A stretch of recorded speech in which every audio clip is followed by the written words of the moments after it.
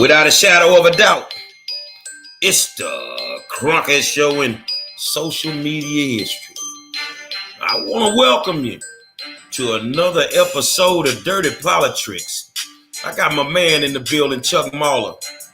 Aubrey R. Taylor's going to have to call in, but it's all good. And I am the 5-star general.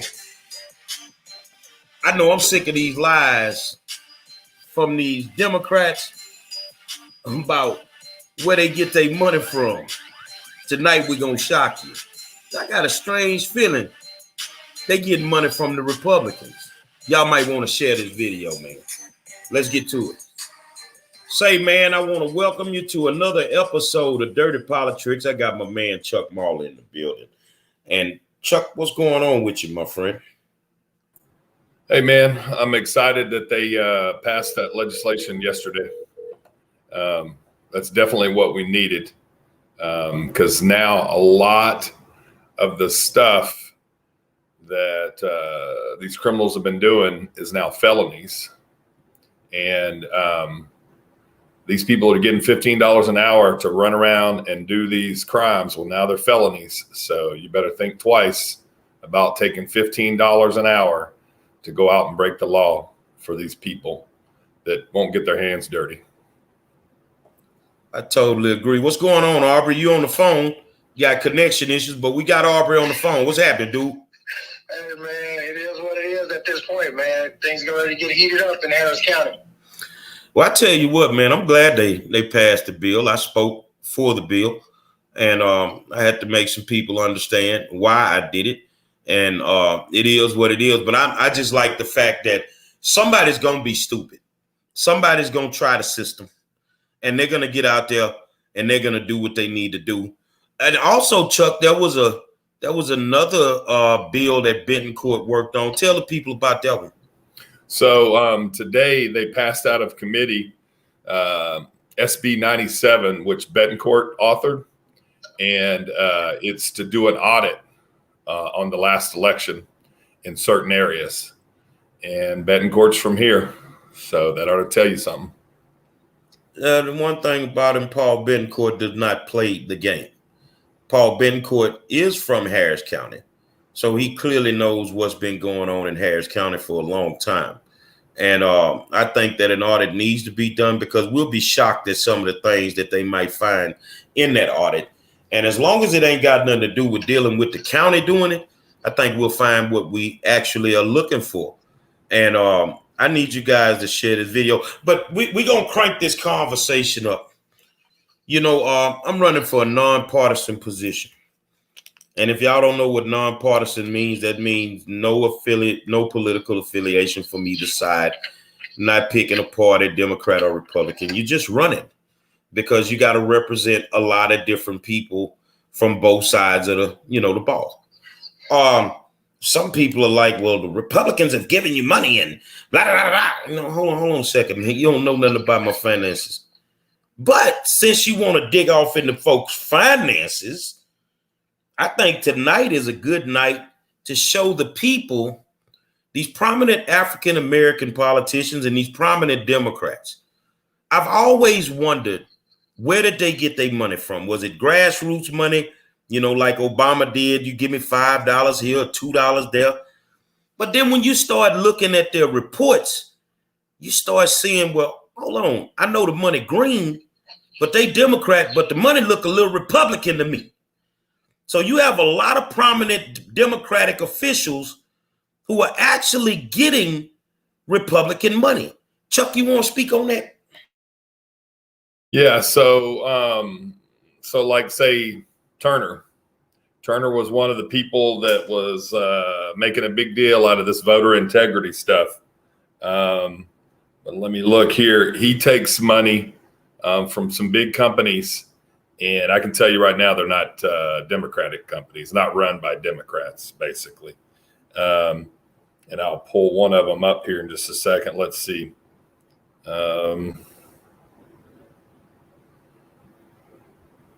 He took money from this company right here. Let me see if I can get it to come up a little closer. People, view people. Here's all the shareholders Sorry. Here's all the shareholders. You tell me if these are Democrats, shareholders here for this company.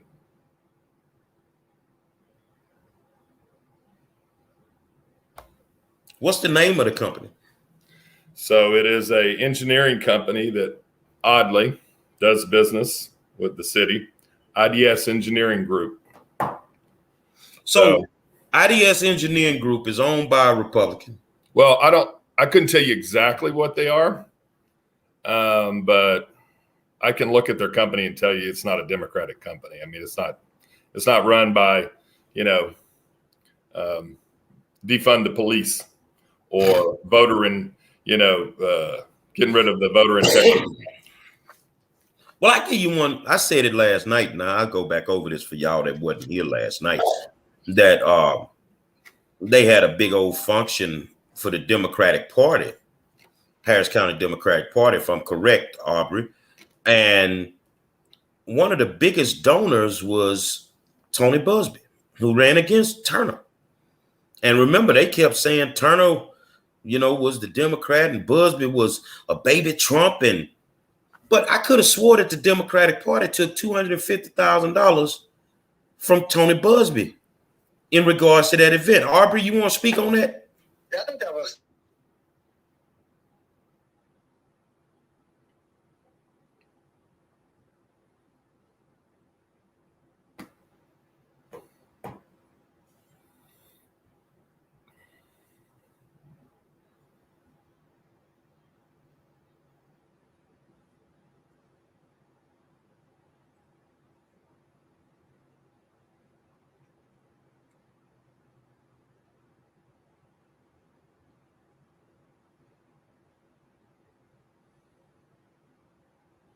I don't hear anything coming from his mic.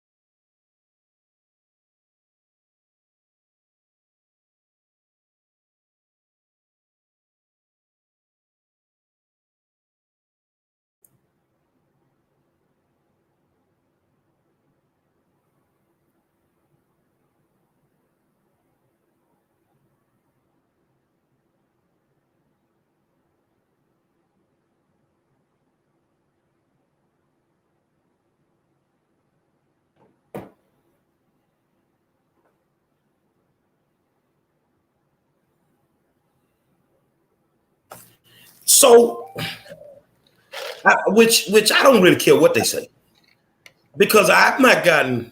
Well, I got one. I will say I got one that donated to my campaign. Democrat politician, big dog, donated to my campaign. But why can't me or anybody in my position accept money from Republicans or do business with Republicans? And it's always a problem. But behind the scenes, the Democratic politician who's screaming that the Republicans are the devil are realistically taking money from them. Now you got some folk out there, since they want to talk this thing where about money, Chuck and Aubrey. There are some folks out there that ain't got no money in their campaign accounts, and they got to run for office. That means old 5-star got more money in his account than y'all do. Yeah, it's bad. It's bad too, 5-star. Explain to us what you mean by it's bad. Well,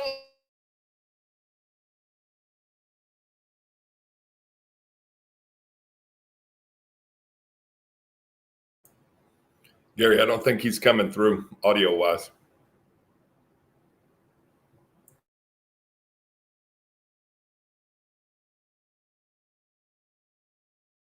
incumbents who will be up on the ballot in 2022.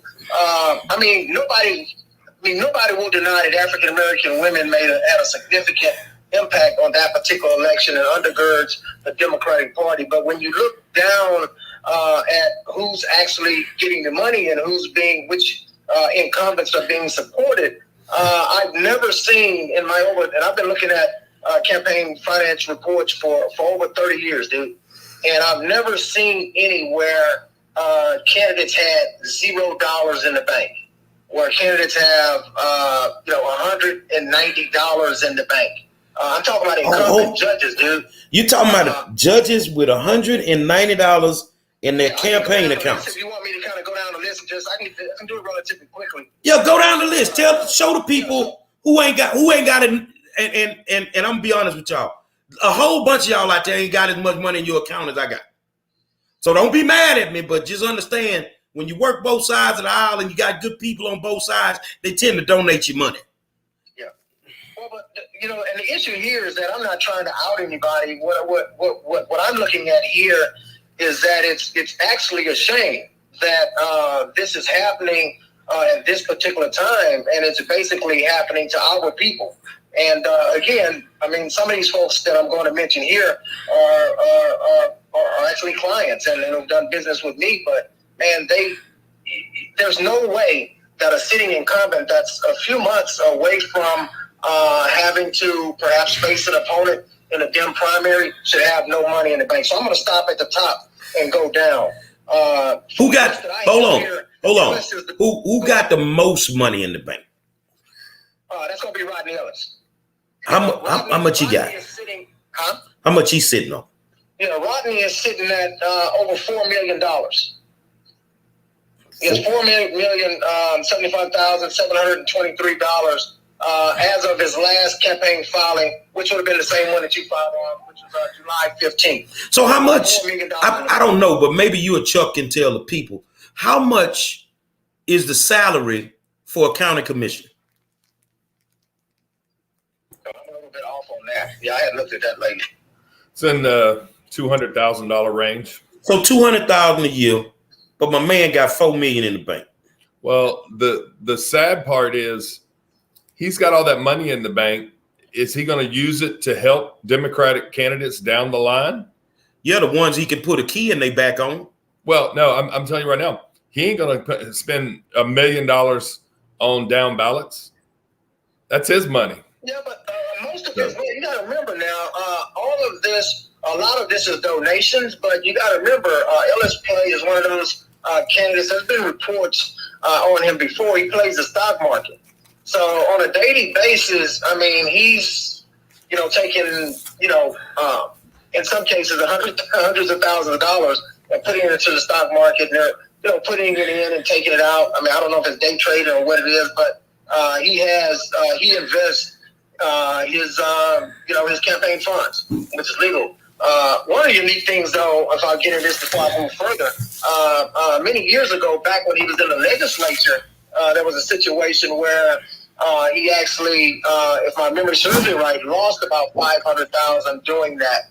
The Republicans had found out, and not much came of it. I think he wound up some type of excuse to where he actually made the money back or recovered it, maybe through some other investments or something like that. Again, if my memory serves me right. Well, Gary, to go back what you were saying earlier, one of the top contributors for Ellis is the Texas Association of Realtors. Whoa! Guess who they supported for governor? Ooh. Greg Abbott, the current governor, who's going to sign the integrity bill. So maybe Ellis should give that money back if the Texas Association of Realtors is going to. You're talking about the Texas Association of Realtors that help gentrify the black neighborhoods. Ellis took money from them, and they support the governor who everybody said was racist. Yeah, who's going to sign the law that he said was racist. Okay, so you want to know who's next up? That's very interesting. Next up is going to be Commissioner Adrian Garcia. He's sitting at $1.7 million. Where he get that kind of money from? Who he getting money from? Yeah, I don't have his campaign. I don't have the report in front of me. I just Well, have the list here. So go ahead. Well, what's interesting with him, and so here's where Hidalgo needs to quit listening to Ellis and Garcia. So the $11 million contract that Hidalgo gave to a one-woman show who had just recently created the business, it was $11 million to do outreach for COVID. Like nobody in Harris County knew about COVID. Like it's a mystery to all the people in Harris County that there's a thing going around called COVID. So it's to get outreach about COVID. Okay. $11 million to a lady that just started a company, runs it out of her apartment complex, and guess who she used to do work for? Adrian Garcia. So imagine that he's got a lot of money in his account. When you run scams like that, that's what happens. Yeah. So who next on the list? How much they got? Yeah, next up is going to be Judge Hidalgo. She's got over $1,023,311. And last time she ran, she hardly had any money, right? Yeah, they're all millionaires now. Hardly had any money when she first ran, and now she's got over $1 million. Over $1 million, yes. Boy, the political game is good, man. Yeah. Go on down your list, man. Let the folk know. Then you got State Rep Symphonia Thompson. She comes in at $911,000. $911,000 for her. Then what I have here on this list, and I'm going through people who's going to be on the ballot this year. You got Judge Robbie Sandhill at $620,000. Then on my list here, I've got Judge Carter, who has $319,000. Now remember that number. Remember those two numbers when I start getting down to our judges. Okay, these are incumbent judges. Robbie Sandhill has $620,000. Judge Carter has $319,000. What's Judge Carter's ethnicity? He's Caucasian male. Okay, make sure we relay that to the people. Judge Kyle Carter is a Caucasian male. Judge Robbie Sandhill, I believe, is some type of Asian. Yeah, he's of Asian descent. Okay. And then you got Judge Engelhardt. He's got about $236,000. Another Caucasian male. Then, I mean, not far after that, and again, I want to get over into the African Americans now. You have Judge Jermaine Tanner, family court judge, man, at $108,000. Then that's still a far cry from that, 600 and that kind of number that you had. But, and this is her first term, so that's a pretty good number for a family court judge. And then after that, you got Menifee right under her with $100,000, $100,239. Then Judge Deidre Davis comes in at $95,000. Another African American female. Then under her, I have Dutton on this list. State Rep Harold Dutton at $73,000. And then I have Judge Latasha Lewis Payne, African American. She's at $69,000. I started going heel from there. Then Kim Ogg. She actually has more money in the bank than Kim Ogg. Kim Ogg has $67,000 per her last filing. Then under her, I have Judge, another African American, Judge Angela Graves Harrington with $61,000. Dude, that may sound like a lot of money for incumbent judges, trying to run a campaign over Harris County. You could spend that on one mailing of your flyer. One flyer mailing, that money's gone. Okay. Next on the list, I have State Rep Elma Allen. She only has $36,000 that she's reporting in the bank. $36,000. Again, no money. Judge Michelle Moore, another African American, at $32,916. State Rep Sean Thierry has about $32,000, $36 in the bank. Then Judge Genesis Draper. This is where it starts getting bad when I start talking about bad. Judge Genesis Draper, who's going to be running for re-election.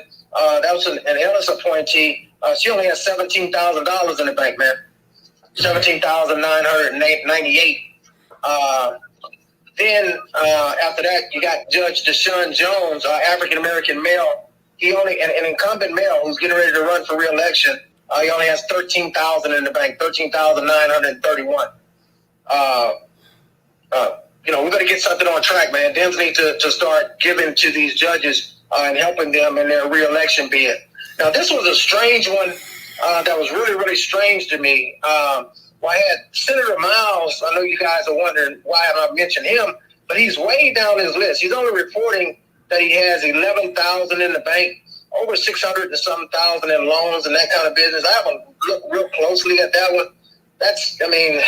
Supposedly, I guess he's loaned himself $600,000 and it's all spent, and he only has $11,596 dollars in the bank. Then Judge Sandra Peak, family court judge. These judges are really in need of donations, guys. She only has $8,333 in the bank. Judge, then it drops way off. Judge Lucia Bates, who's going to be, she already has an opponent. I believe it's a Hispanic male. She's a JP judge over in that Baytown area, precinct 3, place 2. She only has $4,000 in the bank right now, man. $4,000. Now, these are African Americans, and we vote blue no matter who, right? Mm-hmm. So, we need to be, donating blue no matter who. These judges need help. Judge Shannon Baldwin, criminal court, at-law judge, she only has $2,442 in the bank, man. These are incumbent judges. Now, you notice the few examples that I gave you up above, 600,000, 300,000, 200,000. When you start getting down to our judges, man, Judge Shannon Baldwin only has $2,400 in the bank. Judge LaShawn Williams only has $2,040 in the bank, man. Judge Toria Finch, $1,600 in the bank. Judge Sharon Burney, I hear you sighing, Gary. Now, this is where you're really going to fall off. Judge Sharon Burney, over in Precinct 7, 2, I think, the JP judge, she only has $397 in the bank, man. What? 300. That's our former judge, Zanetta Burney's daughter. She only has $397 in the bank. Nobody's giving these judges money, man. These are all African-American judges you hear me talking about now. You know who could give them all $50,000 and still have $1 million in his account?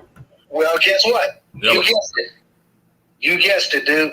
So get this. You got an African-American male down here by the name of, who I think has been doing a really good job, Judge Cedric T. Walker.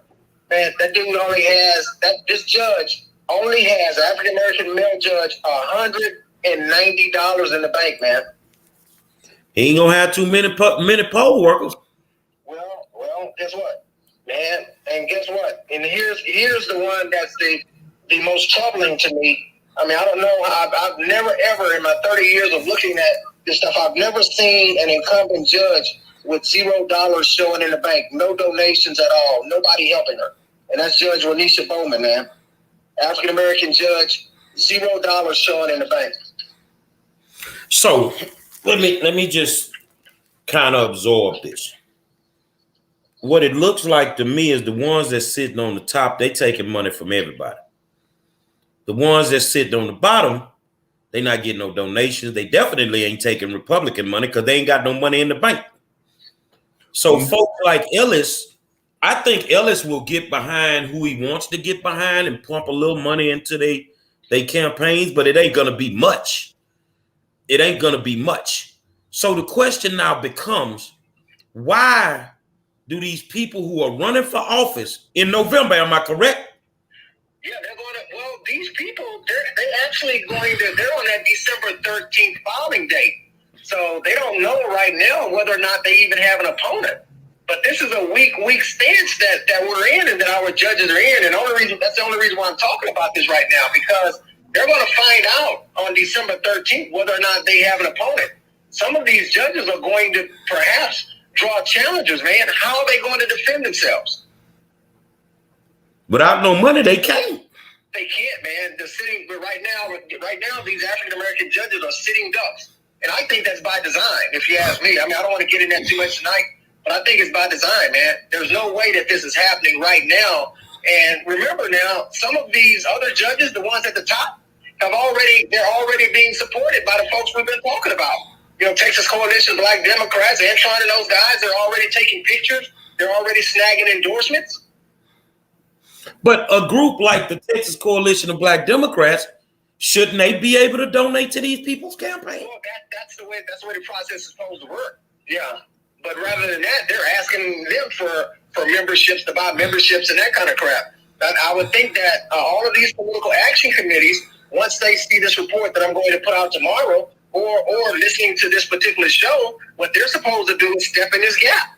You know, Ellis, you know, other folks who claim to care about our community, who care to claim about our judges, who claim to care about that, you know, they're talking against the voter integrity bills and that kind of thing, and they care about Black and brown communities. They should now, they have to put up a shut up, step up to the plate. These judges need help. But the people, go ahead, Chuck. Ellis could give $50,000 to 60 candidates and still have $1 million in the bank. He can give 50. I think. If you look at, remember I did the report on. I think it's 30. I think that he could basically tomorrow go and give each one of these judges. I've got about 19 here. He could go. I believe, if I'm not mistaken, I think that he can go and give them 30,000. I'm only saying that because I published an article where Tony Busby actually did that. You know, so Tony Busby actually gave Brittany Morris a $30,000 check. So the 30,000, if I'm not, I would have to check on it, but I think that's the threshold that we're looking at. Okay, so he could give all of these. He could go and give them 30,000 tomorrow. Tomorrow, so, you know, all these people who listen to this show tonight, they could go and tell him, hey, these judges need help, and he could give all of them 30,000. He wouldn't even hurt. And that'll tell you what the purpose of his money is. If he won't give $2 to $3 million of his $4 million that he's got stashed away, that means he has an ulterior motive for it. In other words, it's not about the county and it's not about the vote. So if we were to, I mean, since we're putting it in those terms, you could also have, I saw once during, I think the last cycle, the cycle before last, where Ellis did give his boy, Judge Darrell Jordan, $5K. So he's known that, I mean, he gives money to judges and to candidates who's running. So he should do something about this. But I don't want this to be all about Ellis, though, because people like Commissioner Garcia and Lena Hidalgo, they're looking for our votes, too. I mean, comfortably, Adrian could give $250,000. Mm-hmm. He could split $250,000 out of his $1.7 million. Lena could very comfortably take $150,000. And kind of float that around. I mean, Judge Hidalgo, you know, so, and you could go down the list. You could even get down to the Ron Reynolds of the world and those individuals. Some of those guys could take $5,000 and give these, you know, and split it and give these guys and donate to some of these campaigns and help these judges. I mean, you kind of, go ahead. Yeah, no, it's if you see the people that have the most money that are at the very top, they control multiple billions of dollars worth of contracts. Yeah. So donations, the people with the most donations have the most power to give out contracts to big companies or fake companies like Hidalgo did. Yeah, that was a fake company, Chuck. That definitely was a fake. I mean, I wish somebody would give me $1 million. I'd go twirl a sign out on the street saying COVID, go get a shot, go get a mask or whatever. I mean, that's bullshit.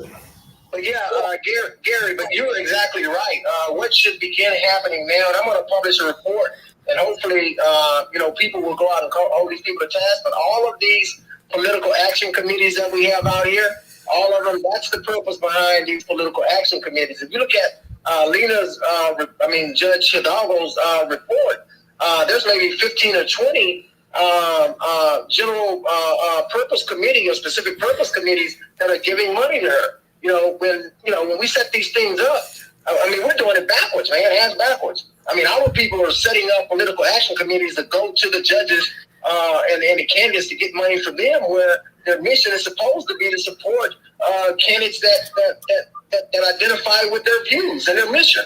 And they're supposed to be supporting the candidates, not the other way around. And that's a problem when it comes to really us. When I'm saying us, I'm talking about African Americans in politics. Man, I've been saying it for months. The Democrats chasing the stimulus, and the Republicans chasing a bag. Yeah. So, I'm not understanding. And from what I'm gathering, because I'm looking at both sides, the Republicans support their candidates. Yeah. They support their candidates, but on the Democratic side, our people with the money ain't supporting none of these people. Yeah. Well, and I'm gonna tell you something too. I mean, right now, what's happening on the Republican side is they're basically lining up and gearing up for the general election. What you're getting ready to see here now are very few contested judicial races. Right now, I don't see any. They're filling up the entire ballot, and we don't see any overlappage, meaning you don't see individuals competing against one another going into their Republican primary in judicial races I'm talking about. So they basically have one candidate. Yeah, they're basically going to have one candidate.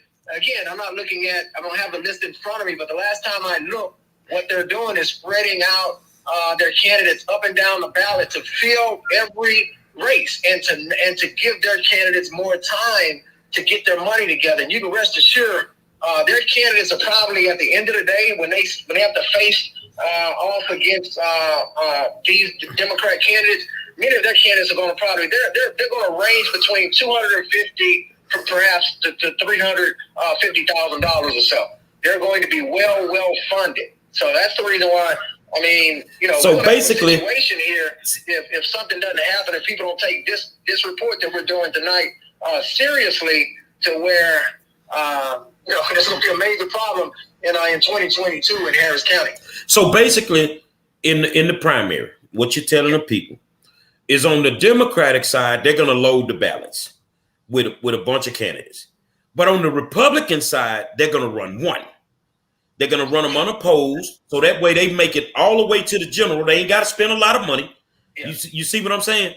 Yeah, so what you're going to have here, what they did was they kind of missed the mark in 2020. They didn't do this, but they have a new chair now, Cindy Siegel. What the Republicans are doing is they're basically gearing up for the general election.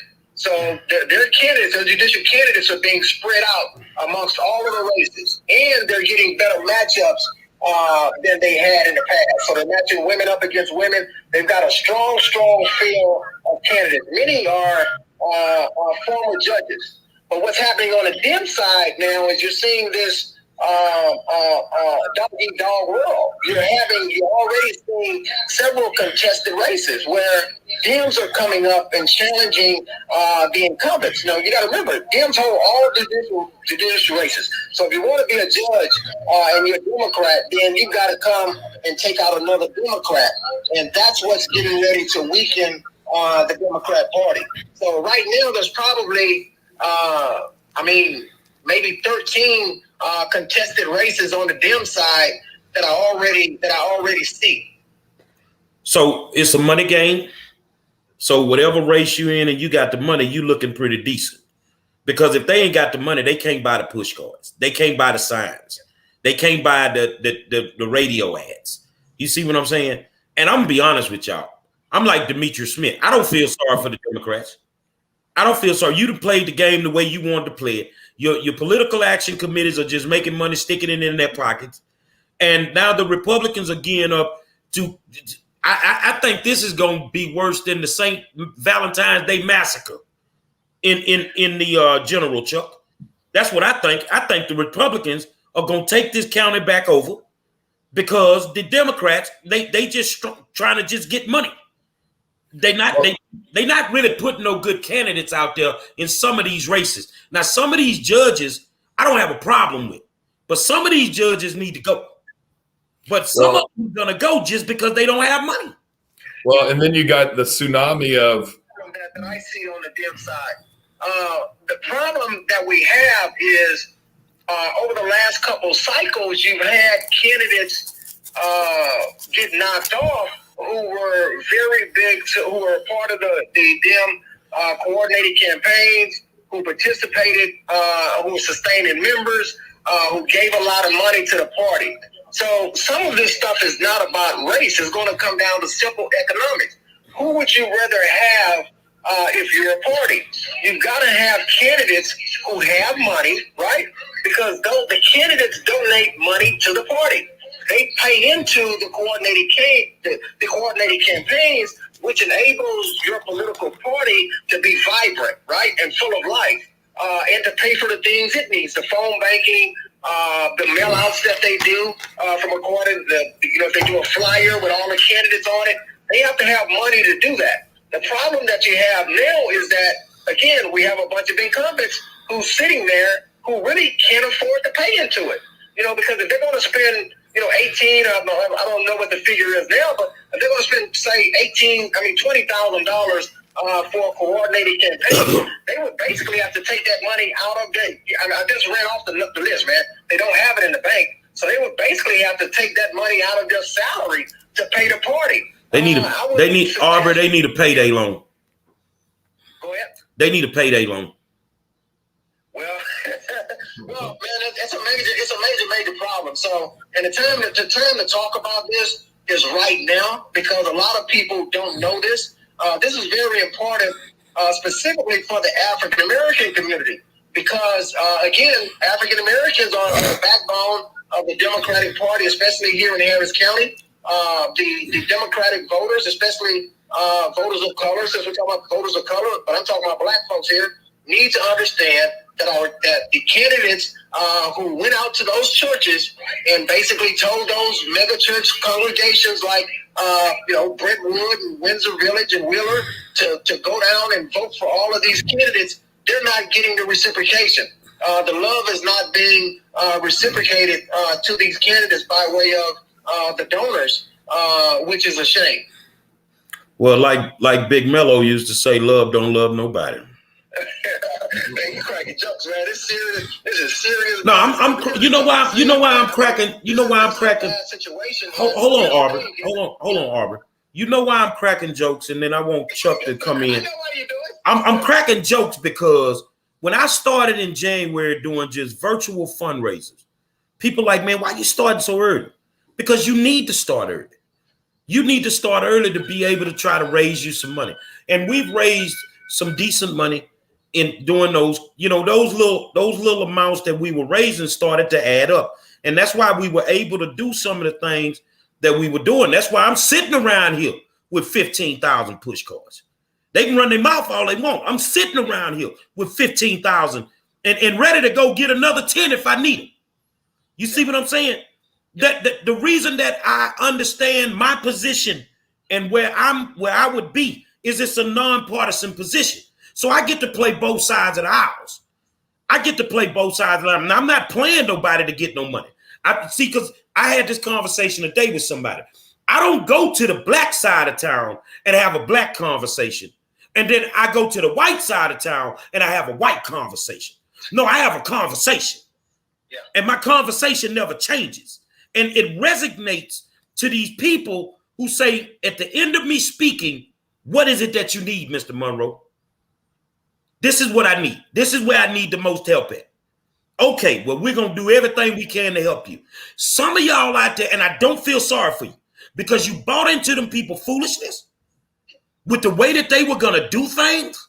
Now you got voter integrity laws sitting on the books. You got voter audits finna come up. Say, man, some of y'all just need to drop out. Your money ain't right, man. Look, Chuck, back in the day, we had little face hundreds. Mm-hmm. You understand that? I'm getting you up on your slang. Mm-hmm. In the black community, we call them your $100 bills. We had little face hundreds, and nowadays we got big face hundreds. Say some of y'all still playing with little face hundreds, and your money messed up right now. So for those out there that's telling you, oh, the Republicans are the devil, but yet they taking money from them, maybe you should start working both sides of the aisle, because they're getting money, but they don't want you to get money. Chuck. Yeah. Like I've said before, if your motivation is money, then that's what you represent. So these big donors that are doing contracts with the county, that's who the commissioners are representing. They're not representing the $5 and $10 donors, who are the most susceptible to rulings that the commissioners court does. And then you've got some of these judges at $5 to $10 donors. And I respect them because maybe that's all they had. Mm-hmm. No, that's what I'm saying is you've got people at the top that are doing the bidding of their big donors, which has always been the system. But you've got all of these judges down on the low end that are listening to Ellis and some of these others give them bad advice as to what to do in their positions. And now they're going to be in a hard time because you got a tsunami of crime. It is 35% up from the previous year.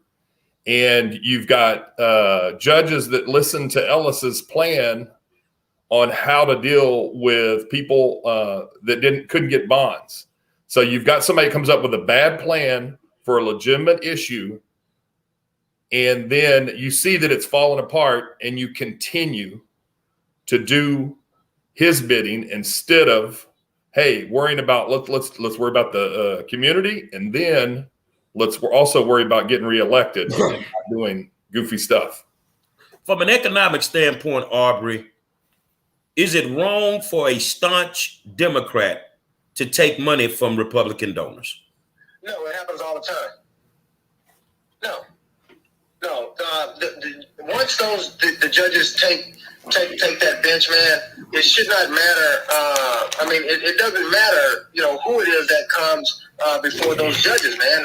They should be their decisions are based on the rule of law and on the Constitution, man. So at the end of the day, these judges should be taking, again, the firms who are giving the money, man, and oftentimes have what you call a friendly incumbency rule. They give to incumbents. This is baffling what I'm looking at right now because they typically give to incumbents. Whoever the incumbent judge is, they typically would give money. These candidates right now should have, or these judges, should have at least $100,000 in the bank. The average should be between 75 to 100. That's not happening here. Now, I haven't gone back and looked and really studied past. This is a lot of work, man. So I haven't gone back and studied the past years to see where other judges have been. But I'm going to tell you something. I can grant you that, judges were not sitting with $0 in the bank, $190 in the bank, man. That's nobody giving you money. Nobody.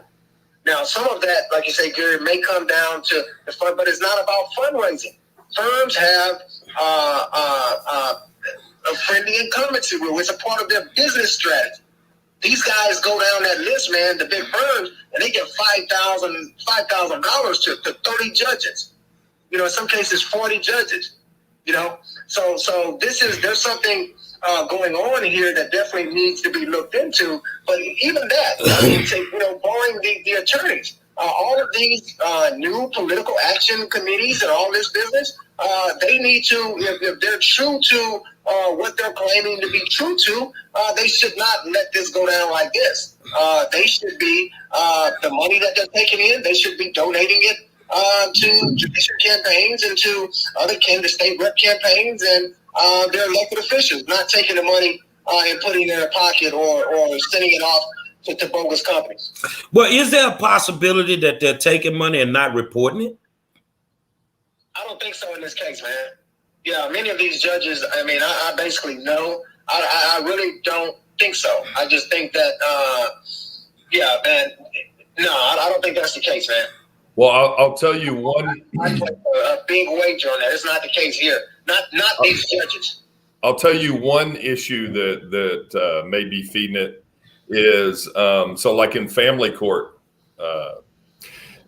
Democratic attorneys, because I work for a lot of attorneys, and I would say they're 50-50 Democrat, 50-50 Republican. A lot of the Democratic attorneys have told me that they can't believe the rulings that come out of family court. Like there's no rhyme or reason to it. There's no consistency to it. It's all over the place. Okay. So these are people that would normally donate, like you said, Aubrey, to these judges. But when you have such weird and sporadic rulings, not based on, precedent or what goes on in law normally, it's just, it befuddles these people, and they're not going to be donating to these judges. Yeah, I've heard some of that too, Chuck. So I've heard the same thing. But I mean, you do have a couple family court judges though that are at that 100,000 threshold that I'm talking about. I mean, like I said, I mentioned one African American, which is Jermaine Tanner, who I think has been doing a pretty good job since she's been on the bench. But you remember immediately out of the gate, and I don't know how much that helped her. Wayne Dutcherfino actually did an article on her talking, about some nuts. I'm not going to get all into that, but I think she's done a pretty good job, and it's showing off in terms of maybe the donations that she had there. But I don't think that's the full Monty that we're looking at here. It's a situation to where even if lawyers weren't giving money to them, the Democratic Party, it must have a diverse ballot. The Democratic Party itself is going to need these particular candidates to be strong and vibrant. And you got to remember now, this is a whole Black Girl Magic crew and all that. I mean, that actually helped us sweep in to office a bunch of other folks. So there has to be some type of reciprocation and individuals helping one another and helping these particular judges, not leaving them out to dry. Now, I'm not here to just advocate for black judges, but I'm just saying that this is appalling because of how much the Democratic Party depends on the black vote. So this is going to become something as a public interest, and they better get it straight before we get over to that cycle, because I'm sure they don't want us talking about this, we started getting over into March and us raking them over coals for not supporting these African Americans. It kind of goes back to what I was talking about last week about holding that vote, because that's what the next card will be. So they better get these judges some money. Well, that's funny you say that, because Thunder's typed in from YouTube. I think a lot of black voters will hold a vote this election. The ones that voted Democratic will not vote the same way this time.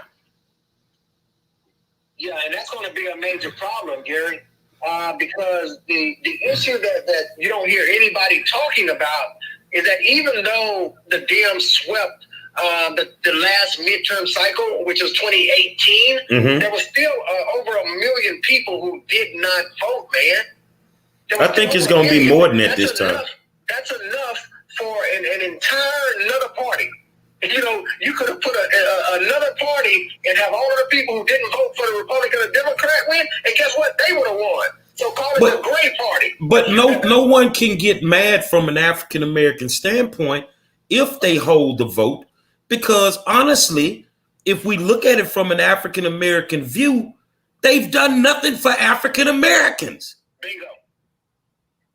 From and I'm talking about from the federal level all the way down the ballot. Yeah. But I see the Republicans battling for their people. See, people want to get mad because the gun law came into play. They want to get mad because voter integrity got passed. Them people battled for them laws to be passed. Yeah.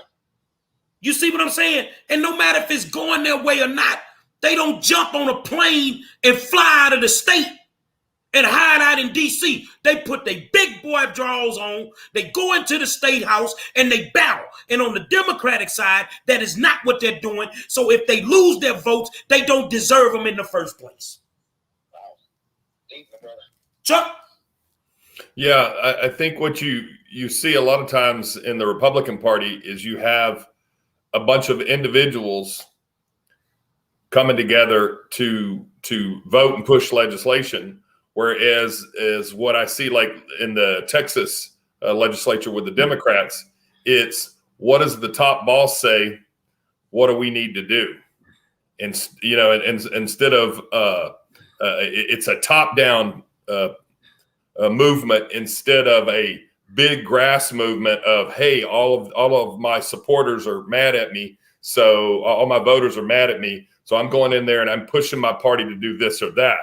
You've got more of like them all getting on the plane and getting on the bus and smiling and laughing. That's what they were told to do. Exactly. Exactly. That's what they were told to do. So what I want to tell them to do right now, Chuck and Aubrey, I'm going to tell them what they need to do. And I'm going to start with District 9 in the school board race. Get ready to get your ass kicked in every election. Because the games that you play, they're over. And me as a voter, I've woken up. You can't run game on me no more. I don't see the work being done. I hear the talking. And like my father used to tell me, a pair of lips will tell you anything. A pair of lips will tell you anything, but I don't see the work being done. Aubrey? Yeah, right now, the toughest part about where we're at right now, and I hate to keep going back to the judges, but I am one more time. Right now, what judges, incumbent judges are supposed to be doing is they're supposed to be showing themselves strong, right? You're supposed to be you're flexing muscle. You know, they're showing the money that they have in their bank account. That's supposed to ward off challenges, right? We don't see that happening right now. We see, what we see is a bunch of folks who who have no support, and what it looks like is that is that they can be beaten. So this is not a good look right now, especially for the candidates that the Democratic Party is going to need. Because I'm going to tell you something. If they allow these African Americans to get unseated, guess what? They're not going to have any reason for African Americans to turn back out in the midterm. They're not going to have, an African American is probably, more than likely not going to win the Dem primary to go up against Abbott or whoever comes from the right. So at the top of the ballot right now, you don't see a bunch of African American draws at the top of the ticket shaping up. We still have a little bit more time, but to draw African Americans out. So it's going to be a major problem. And the voting turnout is going to be down somewhat. I mean, unless this crime, because this crime has affected everybody. And if you look at it, you don't see any answer for the crime issue right now. You don't see anyone coming forth with anything to try and cause the general populace to understand, why some of this stuff was done. But here's the one thing that I do want you to know, Gary. I'm sure that you already know this, but anyway, I'm going to say this anyway. You have a situation where these judges actually inherited this problem. This problem was going on before all of these judges were elected in 2018. But some of these judges that were elected, Aubrey, were not qualified. That's why you have those sporadic rulings. Some of these people were not qualified to sit on the bench. Well, some of them had not been practicing law, but they, in terms of, what they needed to, in terms of, to get on the ballot, I mean, they had that, but some of the judges, you're absolutely correct, had not been actively practicing law. But on the other hand, you have some that have been practicing law for a pretty good while. I mean, people like Judge Sandra Peet and Lori Gray, and those guys have been, they're very, very seasoned women whose time had come. Now, the one thing that I did say, and I did mention this last week, these judicial positions, man, we're putting people in positions where they hold life and death in the palm of their hand, man. You don't do that through symbolism, man. We've got to look at the credentials of the people who we're placing on the benches, right? We've got to look at their qualifications, man. That is very, very important, especially in these judicial situations where they're taking babies away from families and making, major decisions and impacting lives in a number of different ways. So these are very, very important. And I agree with you. You got a few who need to go, but you got some very good judges who aren't going to get done any justice if things keep going the way that they're going, man. Well, what we can't do, we can't have unqualified people sitting in any positions. That's part of the reason that the Houston Independent School District is all messed up at the trustee level, because you have a bunch of unqualified people that have the degrees on the wall, but yet they have no sense of substance or understanding how schools actually function and how they work. So if you put somebody on the bench that really doesn't understand the basic elements of law, then they shouldn't be on the bench. And it's a whole bunch of them that need to go. Well, Like some people say, man, you ain't gotta pack your shit, but you got to get the hell up out of here. Yeah, but Gary, listen to this, man, and this is real talk, man. I've been out here a long time. There's been bad judges on the bench before. There's been unqualified judges on the bench before. We've never really heard this much conversation around judicial temperament and judicial qualifications until African Americans, by and large, made their way on the bench. Now, again, I'm not taking up for these judges or anything. All I'm saying is that we didn't hear a lot of the terminology that we're hearing right now, and I believe that that's by design. And I can say that because, matter of fact, if you look at the way that these the crime is being reported on the news, right? So when something happens where an African American judge perhaps lets someone out, who's a felon or whatever else, their name is typically mentioned up in either the lead paragraph or the second paragraph. When it's someone else or something of another ethnicity. In often cases, man, we've got to hunt to find, okay, what court is this in? Who is the judge? They'll say a judge. So what's happening now is a lot of this, the crime and that sort of thing is being attributed to African-American judges, man. And I think that that's by design, because what people are thinking about is, okay, the Black Girl Magic, all the sweep, they all swept in the office. And so we've got to make this thing fair, man. If we're going to talk about judges who are not qualified, then we should talk about those specific judges, right? We don't need to do a blanket indictment of these judges. We need to, if someone's not qualified, we need to start making a list, right? And you're going to run your slate. I'm going to run my slate. Maybe Chuck has one. Other folks on our slate. We find the best proper judges, and then that is what it is. But we can't do blanket, because right now we're talking, we're not qualified, some are not qualified. We need to start singling out, okay, and I can tell you a few. I'm not going to do it tonight, but there's some that are not qualified who perhaps should go. But at some point, we need to start having a dialogue and pointing specifically to those judges. And we need to give kudos to the ones who are doing a good job and who are qualified, right? I'm not giving kudos to anybody that Ellis done put a key in their back on. I'm not doing it. Because if he wanted them on the bench so he could do his bail reform, his justice reform, and all that foolishness that he's been doing, I can't support him. I don't give a damn if they qualify. Because they're not up there doing the work of the people. They're doing the work of Ellis.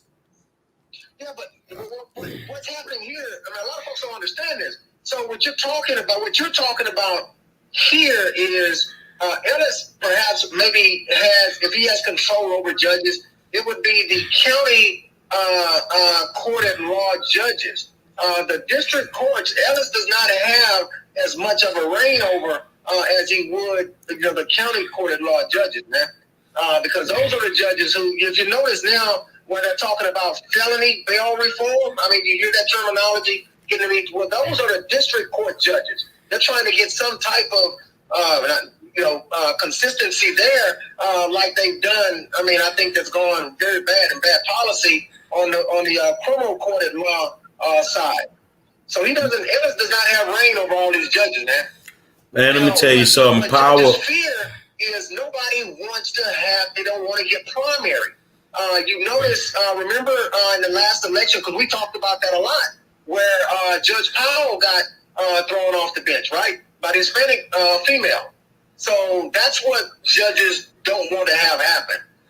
Now, that is what it is. And so, you're scared, man, call the police. But you have a situation where people don't want to get, primary. But, man, but they need to get called out for it, and we need to identify the good ones and get rid of the bad ones.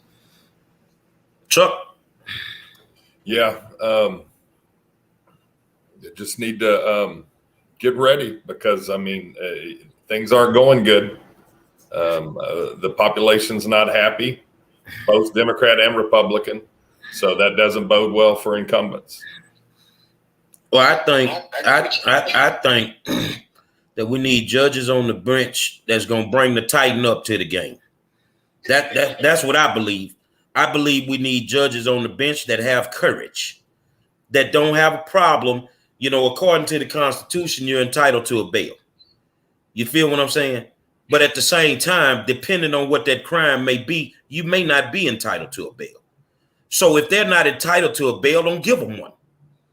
Because you don't live in these communities. These people don't live in these communities that are being affected by this crime. And I'll beg to differ with you. Ellis' reach is long. I don't give a damn about him being in the county.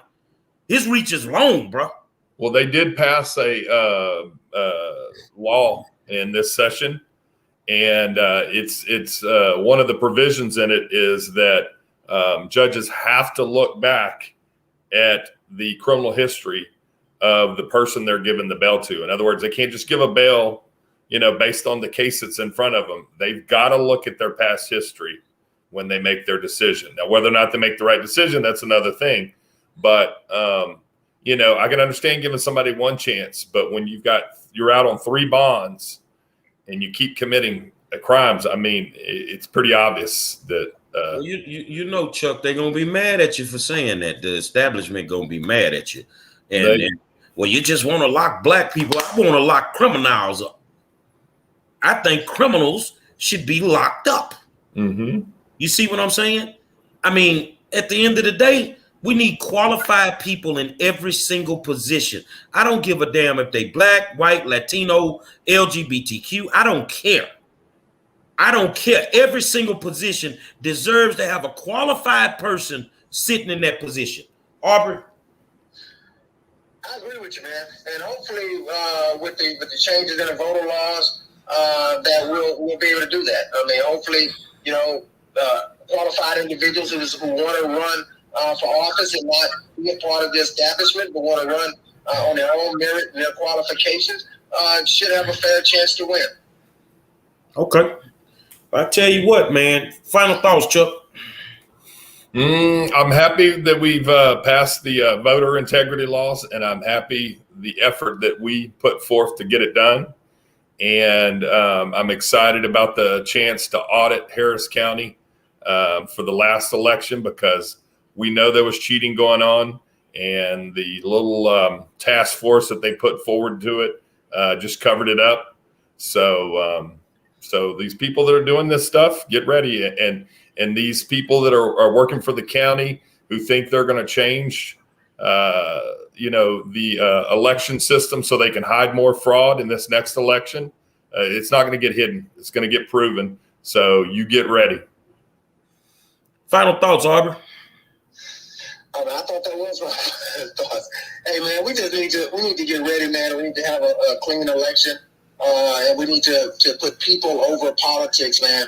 And looking forward to this upcoming this 2021 cycle. You know, with you on the ballot, man, I think your race is going to be the top race on the ballot.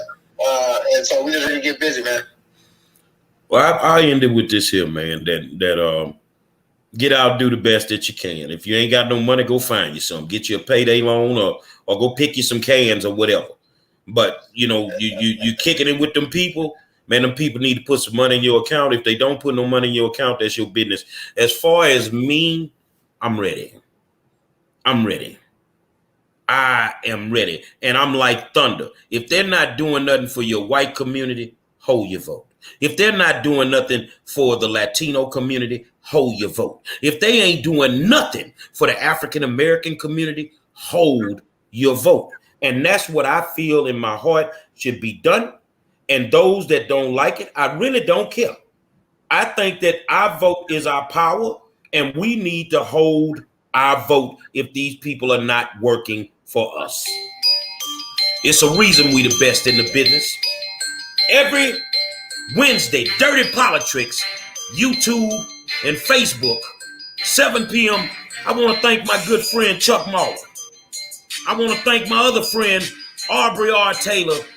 And y'all know who I am. I am the 5-star general Until next time, hold your vote if they ain't acting right. And y'all that ain't got no money in the bank, you might want to go shake your tail feather or something. We'll holler at y'all, man.